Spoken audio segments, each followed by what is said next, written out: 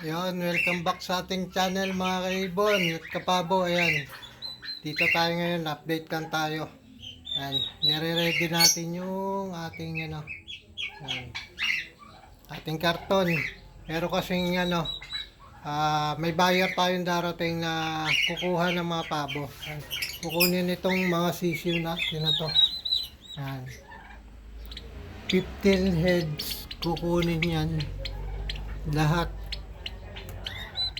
Pinakuha na natin dahil pinakuha na natin dahil meron kasi tayo ding mga bagong pipisain ng mga pabo. Yan. Kaya binawas na natin para pag napisa na yung pina-incubator natin doon, meron pa tayong may nagdilimlim pa tayo. At saka may mga umiitlog. Ayan. Pagka nagkapisahan nyo, marami tayong pabo din na sisiw. Kaya yung pabo na itong nauna, i-out muna natin. Ayan, update tayo sa ibon natin. Mga kaibon, ayan. Medyo paubos na, pinapaubos na natin yung ibon natin dahil medyo tututok tayo sa pabo. Gagawin ko ngayon dito sa ibonan natin, tatanggalin ko na tong mga cage na to, i-out ko na nang sa gano'n malagyan ko ng kulungan ng sisiw ng pabo para kahit magsunod-sunod ang papisa natin ng pabo, meron tayong mga pagdadagyan. Ayan. Kaya ito tayo ngayon, medyo antay-antay lang dun sa buyer natin na pupunta para kunin ang ating ating mga alagang pabong sisiw. Ayan. Medyo malalaki na to. Yung iba rito magkakalahating buwan na. Ayan. 2 weeks na yung iba, tapos yung medyo maliliit nasa 1 week mahigit. Buhay na yan, malalakas na.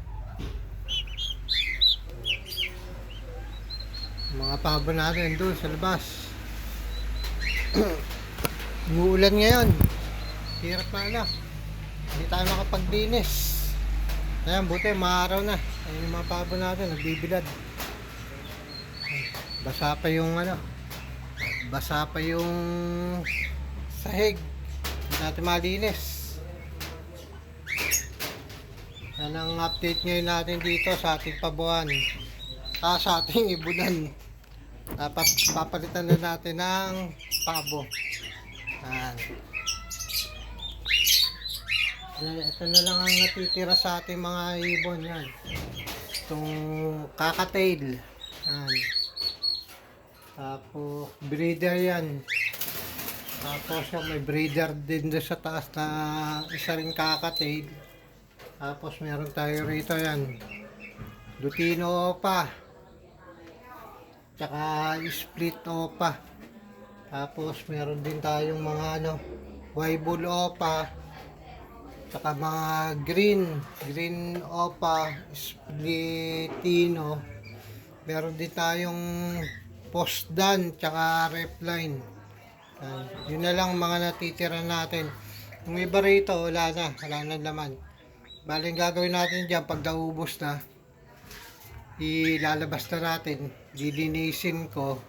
Tapos sa ganun, mai-out na yung mga cage na yan.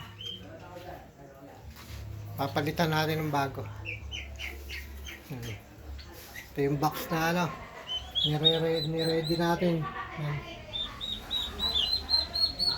Para doon sa mga sisiw natin ng pabo. Ganda na itong mga pabong to Kaya lang kasi hindi natin dapat to pang-out kaya lang gustong-gusto ng buyer natin. Yan, gustong-gustong kunin. Prenesyohan niya ng sapat naman. May tamang presyo na parehas kami masaya yan. Kaya ibinigay ko na. At gawa nga rin nung meron tayong mga bagong inaabang na papisa. Yan.